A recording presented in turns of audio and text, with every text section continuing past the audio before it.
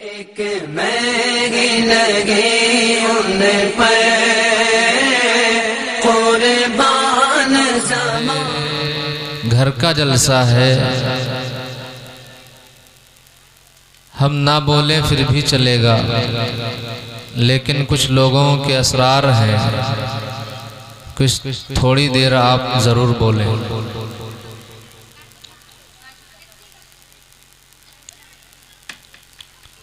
الحمدللہ رب العالمین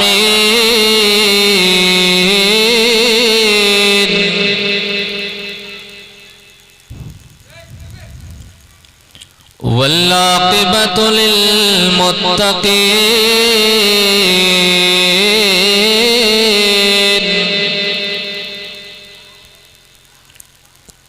والصلاة والسلام على سيد الأنبياء والمرسلين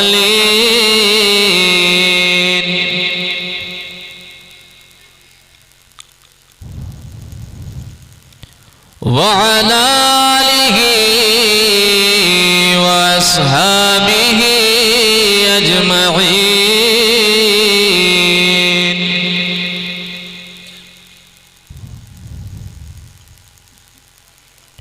أما بعد فأعوذ بالله من الشيطان الرجيم.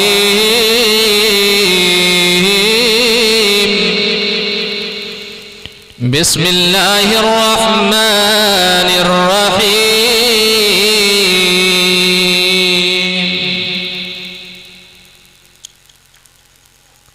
يا أيها الذين آمنوا اتقوا الله وكونوا مع الصادقين.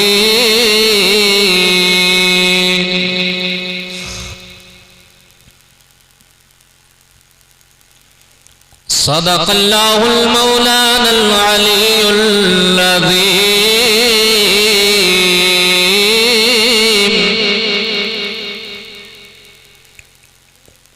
وصدق رسوله النبي الأمين المتين الكريم.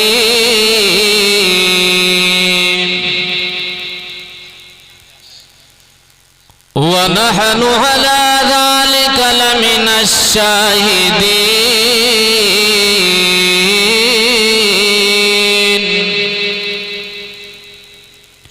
والشاكرين.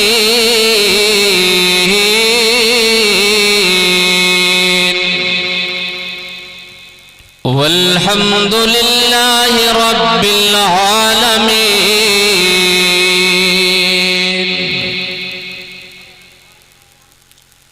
آئیے ہم اور آپ نہایت ہی عقیدت و احترام کے ساتھ آقا نامدار مدینے کے تاجدار دونوں عالم کے مالک و مختار جناب سید ابرار و اخیار نائب پروردگار ہم سب کے آقا مولا حضور نبی کریم علیہ الصلوۃ والتسلیم کی بارگاہ اقدس میں درود پاک کا نذرانہ عقیدت و محبت پیش کریں اور پڑھے بلند آواز سے اللہم صلی علی سیدنا مولانا محمد بارک وسلم صلاۃ و سلام علیک یا رسول اللہ یا حبیب اللہ. حصول برکت کے لیے منقبت غوث اعظم بشکل کلام الامام امام الکلام. ابھی آپ نے بڑی اچھی شاعری سماعت فرمائی، بڑے اچھے لب و لہجے میں، بہترین انداز میں. شہزاد و صابر صاحبان سے میری عادت ہے کہ میں بھی ثنا خان مصطفیٰ میں اپنا نام شامل کرنے کے لیے کچھ پڑھ دیتا ہوں. صاحبان کی طرح آواز تو نہیں ہے، آواز پر آپ مت جائیں، جو ٹوٹی پھوٹی آواز اللہ نے عطا کی ہے اس کا شکر ادا کرتا ہوں، سماعت کر لیں. سبحان اللہ. واہ کیا مرتبہ غوث ہے بالا تیرا،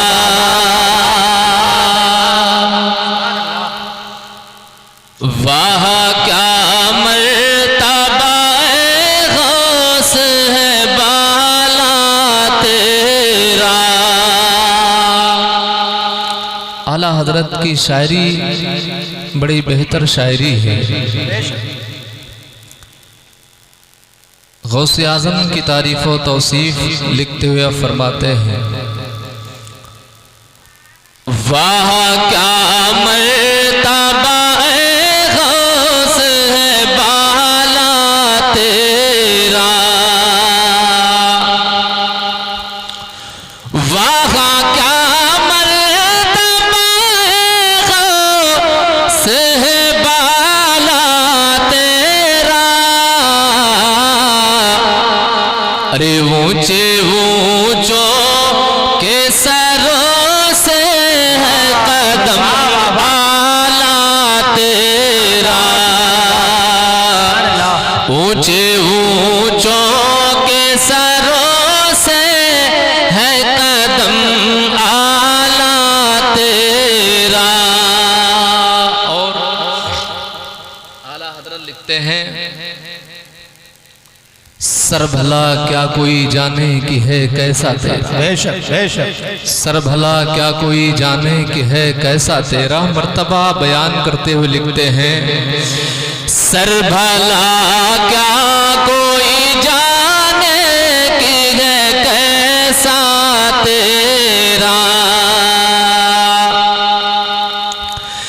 سر بھلا کیا کوئی جانے کہ ہے کیسا تیرا، ارے اولیاء ملتے ہیں آنکھیں وہ ہے تلوار تیرا، اولیاء ملتے ہیں آنکھیں وہ ہے تلوار تیرا۔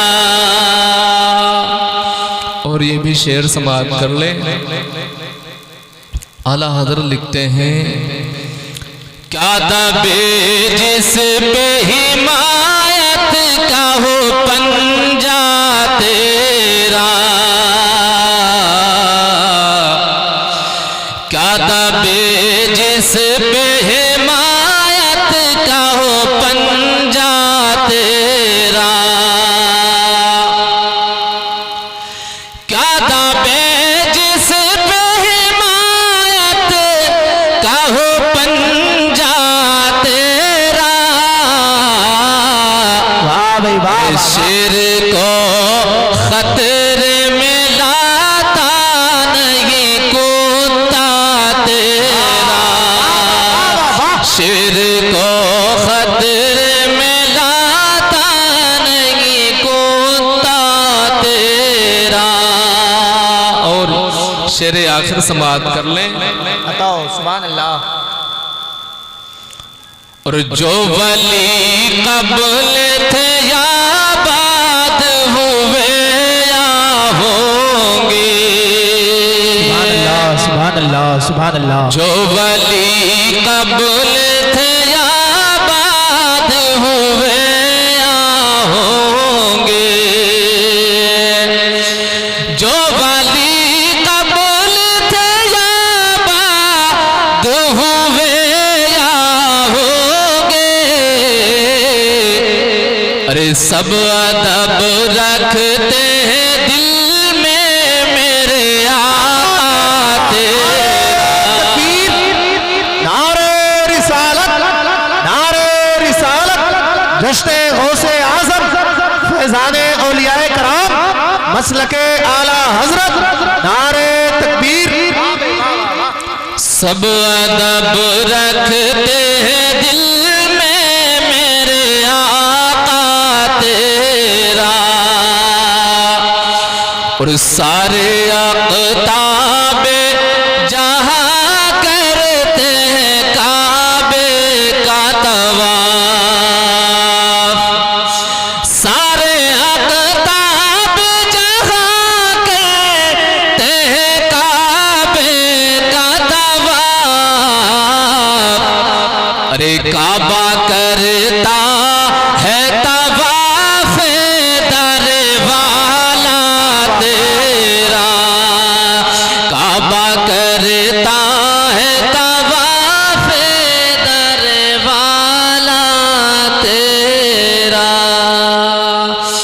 وہاں کیا مرتبہ اے غوث ہے بالا تیرا. ماشاءاللہ ماشاءاللہ.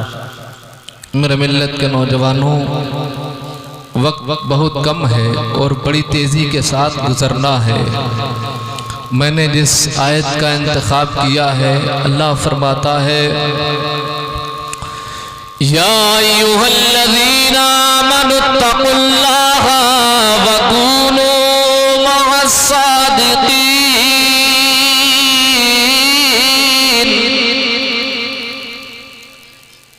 اے ایمان والو اللہ سے ڈرو اور سچوں کے ساتھ ہو جاؤ. ماشاءاللہ. اے ایمان والو اللہ سے ڈرو اور سچوں کے ساتھ ہو جاؤ. اللہ نے جہاں کہیں بھی مومنین مسلمانوں کا خطاب فرمایا تو مومنین ایمان والے کہہ کر کے خطاب فرمایا. ایمان کیا ہے؟ ایمان والے کون ہیں؟ ایمان کی حقیقت کیا ہے؟ آؤ ہم حدیث نبوی سے پوچھیں کہ ایمان کی حقیقت کیا ہے، ایمان کیا ہے، اسلام کیا ہے. حدیث نبوی کے اندر ہے، حضرت عبداللہ ابن عمر سے یہ روایت ہے. ان عبداللہ ابن عمر قال نحن عند رسول اللہ ماشاءاللہ ماشاءاللہ. ذات یوم اذ طلع علینا رجل بیاض الثياب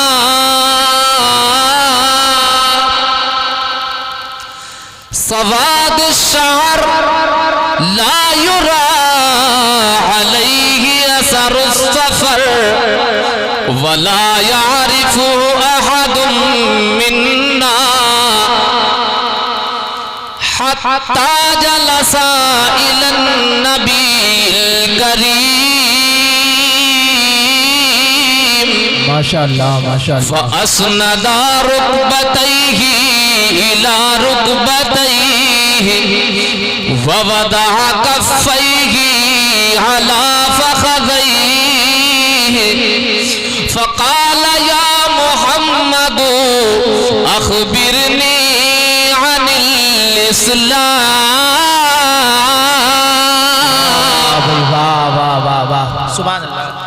حضرت عبداللہ ابن عمر سے روایت ہے، فرماتے ہیں کہ ہم ایک مرتبہ سرکار کی بارگاہ میں حاضر تھے کہ اچانک اتفاق سے ایک ایسا شخص آیا جو سفید لباس میں ملبوس تھا اور نہایت ہی بال کالے تھے اور ایسا محسوس ہو رہا تھا کہ اس کے اوپر سفر کا کوئی اثر نہیں ہوا.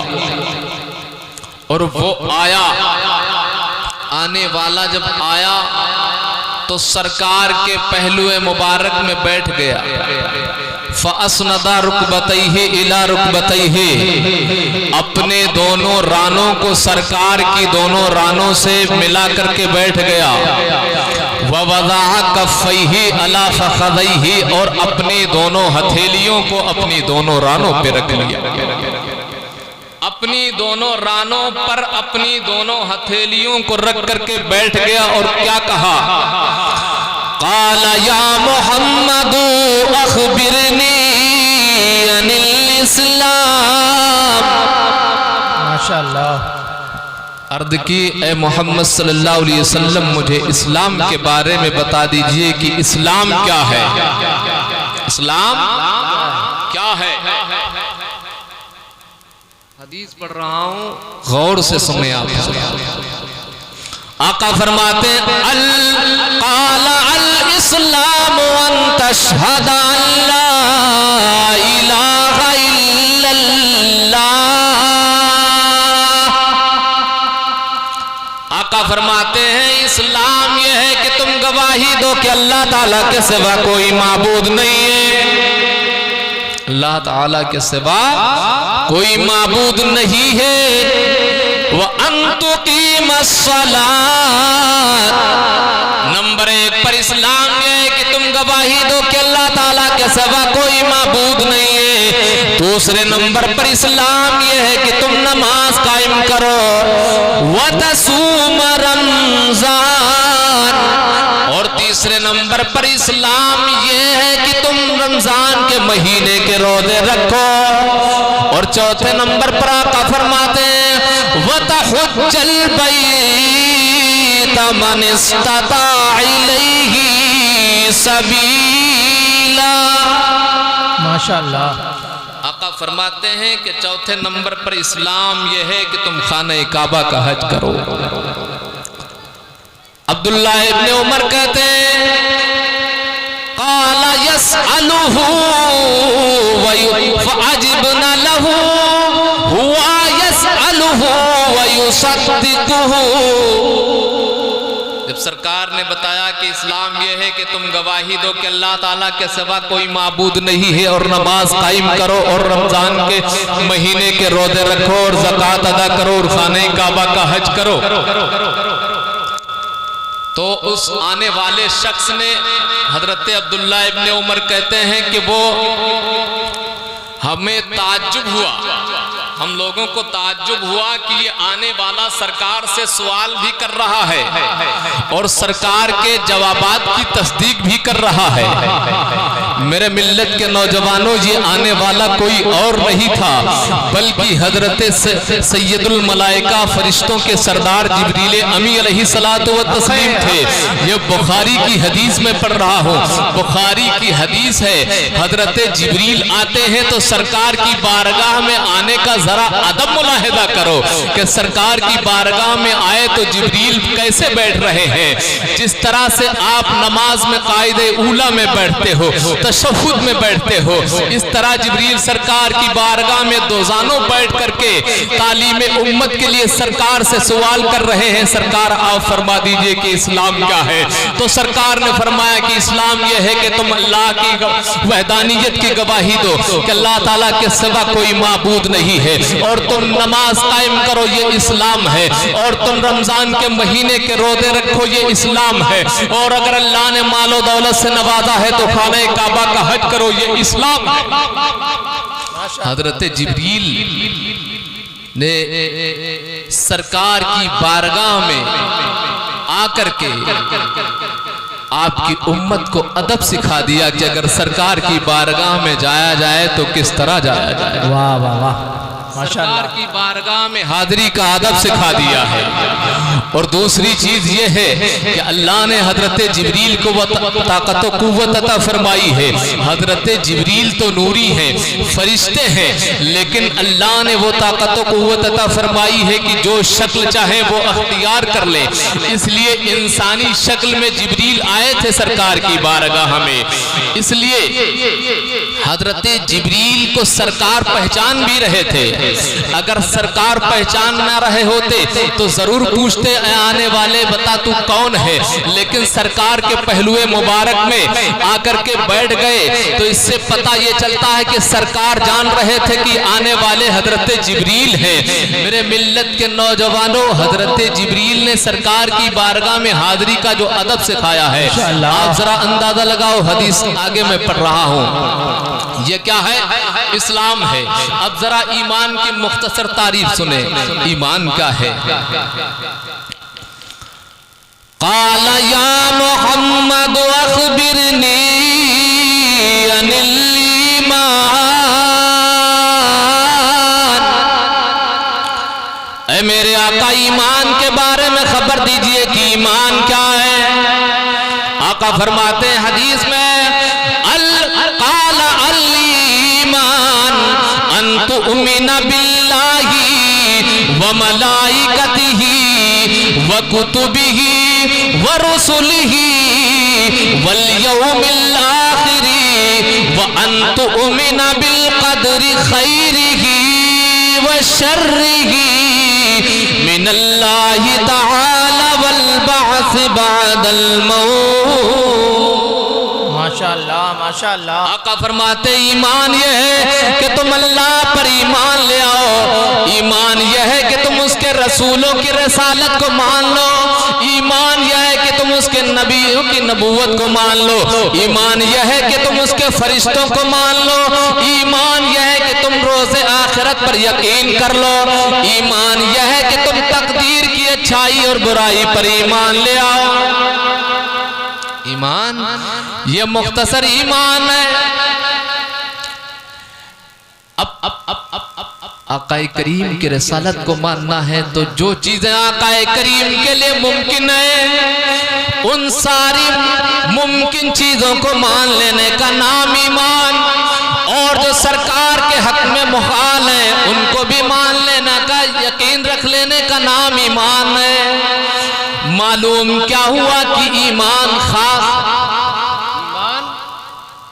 خاص ہے اور اسلام عام ہے۔ ایمان خاص ہے اور اسلام عام ہے۔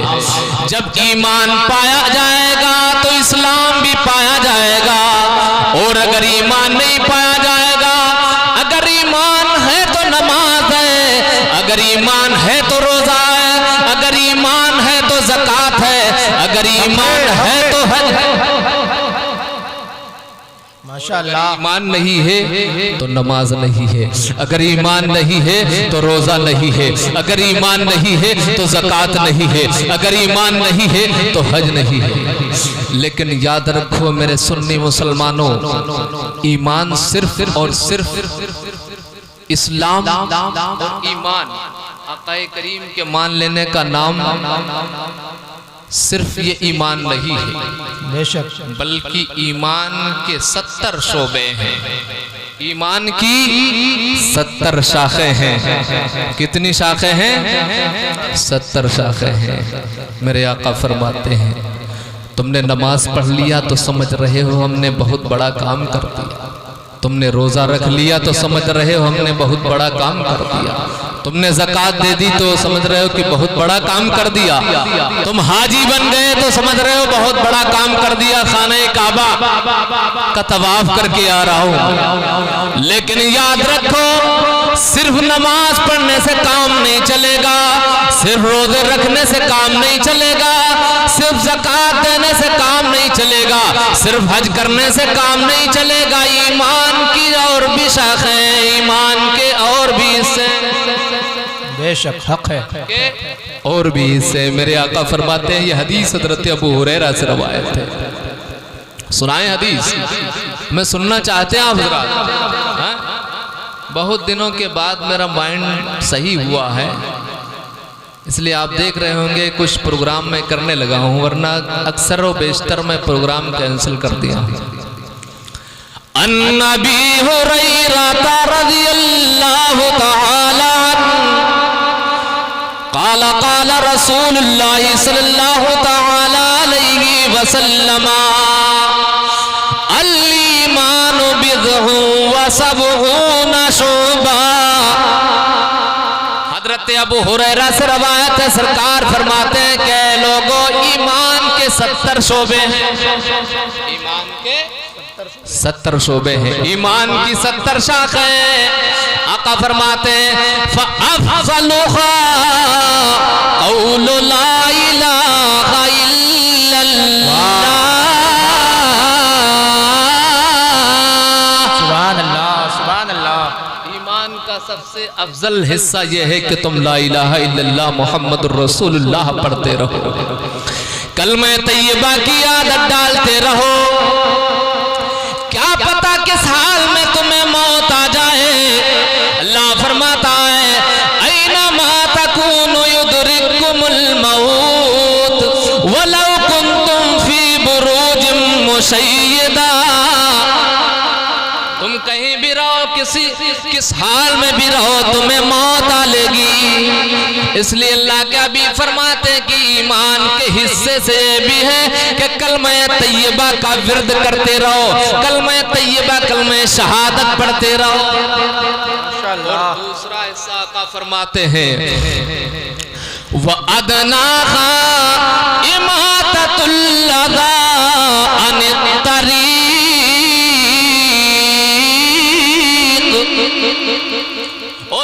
مسلمانوں غوث پاک کی محفل میں آنے والوں سنو،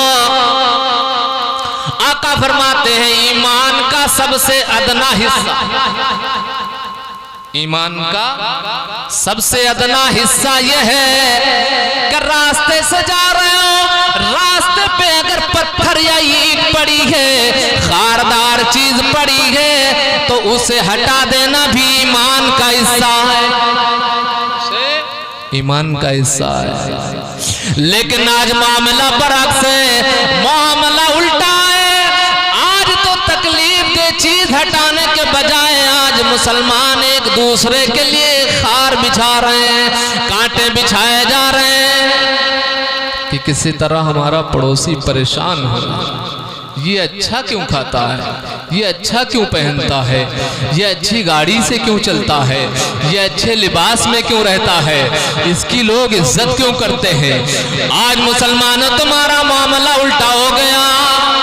غوث آدم کی محفل میں آنے والوں کو سبق لے کے جاؤ، میرے آقا فرماتے ہیں کہ ایمان کا حصہ یہ ہے کہ تکلیف دہ چیز راستے سے ہٹا دی جائے۔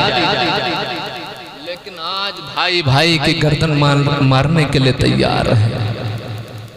ہمارا اسلام یہ ہے، ہمارے اسلام کی خوبصورتی ہے کہ اگر راستے سے تکلیف دہ چیز ہٹا دی تو یہ صدقہ ہے، ایمان کا حصہ ہے۔ اسلام تلوار کے سائے میں نہیں پھیلا، اسلام پھیلا ہے اخلاق کے سائے میں۔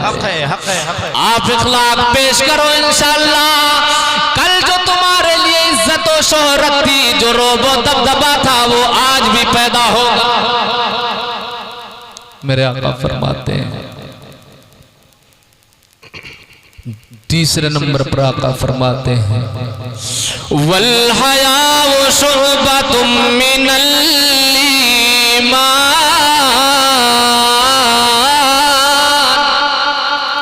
آقا فرماتے ہیں اور حیا غیرت ایمانی بھی ایمان کا حصہ ہے، غیرت ایمان کا حصہ ہے۔ آج ہماری غیرت ہی تو مر گئی ہے، آج ہماری حیا مر چکی ہے، آج ہماری شرم مر چکی ہے۔ اللہ کے محبوب فرماتے ہیں کہ حیا غیرت یہ ایمان کا حصہ ہے۔ اگر آپ کوئی گناہ کر رہے ہو، گناہ کرنے کا ارادہ کر رہے ہو اور دل میں خیال آ جائے کہ مجھے میرا رب قدیر دیکھ رہا ہے اور گناہ سے رک جاؤ تو یہ غیرت ایمانی کا تقاضا ہے، یہ غیرت ہے جسے اللہ نے تمہیں عطا کی ہے۔ ماشاءاللہ یہ غیرت ہے۔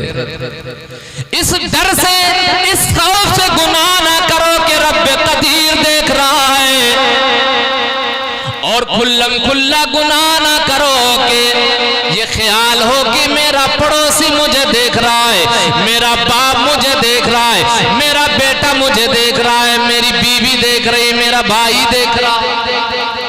آج گناہ کر رہے ہو، ایک دوسرے کے لیے چغلی کر رہے ہو۔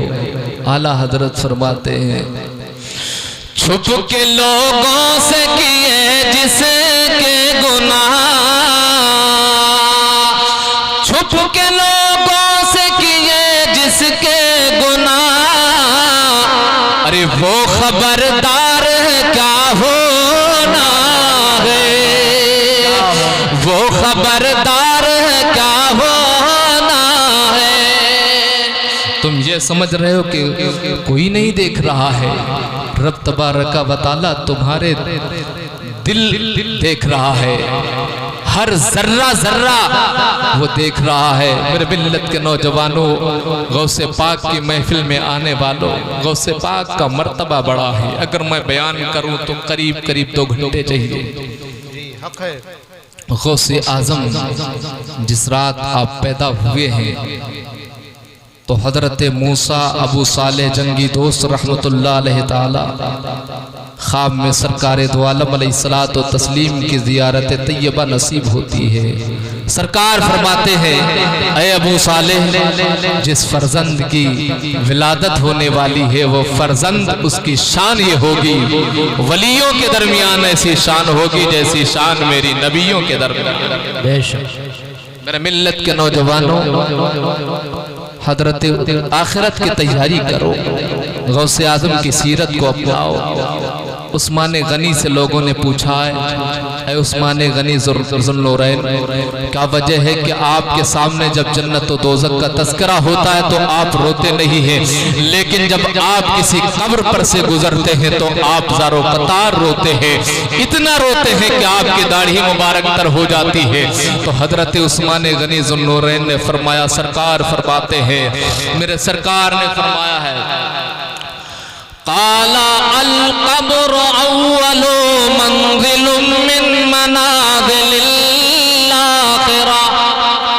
میرے آقا فرماتے ہیں، عثمان کہتے ہیں میرے آقا نے فرمایا کہ قبر آخرت کی منزلوں میں سے پہلی منزل ہے، اگر قبر جیسی منزل آسان ہو گئی تو بعد میں آنے والی ساری منزلیں آسان ہوتی جائیں گی۔ اس لیے جب میں کسی قبر پہ جاتا ہوں تو میری آنکھوں سے آنسو جاری ہو جاتے ہیں۔